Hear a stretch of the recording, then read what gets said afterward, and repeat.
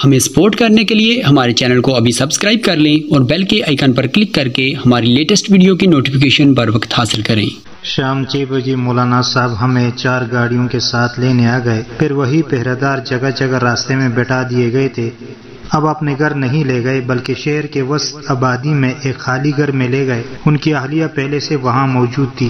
جب گھر کا حدود 4 معلوم کیا تو اس گھر اور ماموں کے گھر کے درمیان صرف ایک دیوار تھی۔ اب تو سانس مٹھی میں ہو گئی۔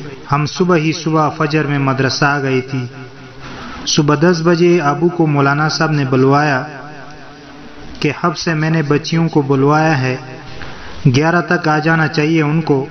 9:30 پر ہی ابو، میری بڑی بہن، ان کے شوہر اور میرے بڑے کزن مدینہ مسجد پہنچ گئے۔ مولانا صاحب ان سے یقین دہانی حاصل کر رہے تھے کہ انشاءاللہ 11 بجے تک پہنچ جائیں گی، لیکن ملاقات کر کے وہ فوراً چلی جائیں گی، آپ لوگ کوئی گڑبڑ نہیں کریں گے۔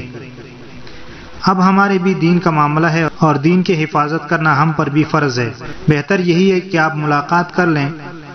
بچیاں آپ کے پاس جانا چاہیں تو ہم نہیں روکیں گے، لیکن نہ جانا چاہے تو آپ کوئی زبردستی نہیں کر سکتے۔ ٹھیک 11:15 بجے ہم پچھلے دروازے سے کمرے میں داخل ہوئے۔ برقع، گلوز اور موزے ہمارا لباس تھا۔ والد صاحب اٹھے اور ہمیں گلے لگا کر رونے لگے۔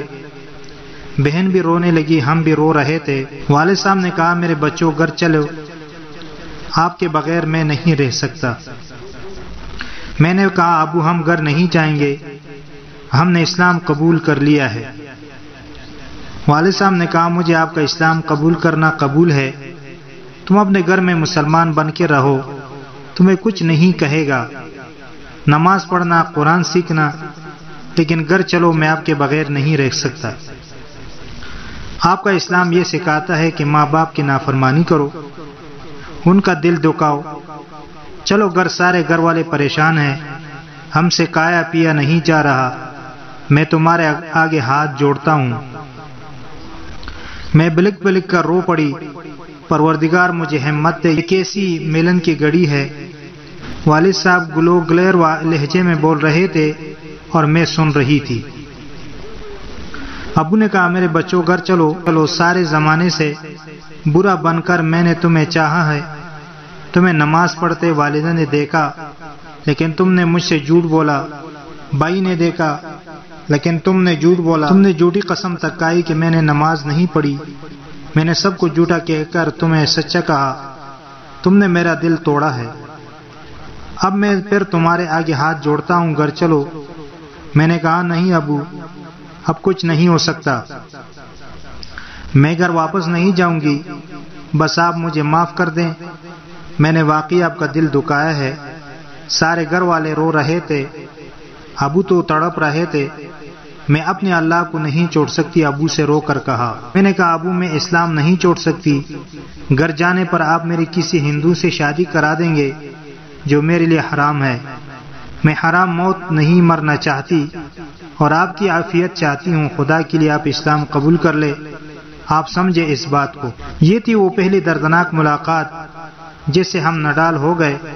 خون کے رشتوں کی یہ قربانی کوئی ان سے پوچھے جو اس پل صراط سے گزرا۔ نے باہر آ کر حفیظ بھائی کو جلدی سے جلدی یہاں سے چلنے کا کہا، کیونکہ پیاروں کو مزید تڑپتا نہیں دیکھ سکتی تھی۔ مریم کا تو رو رو کر بہت برا حال ہو گیا تھا۔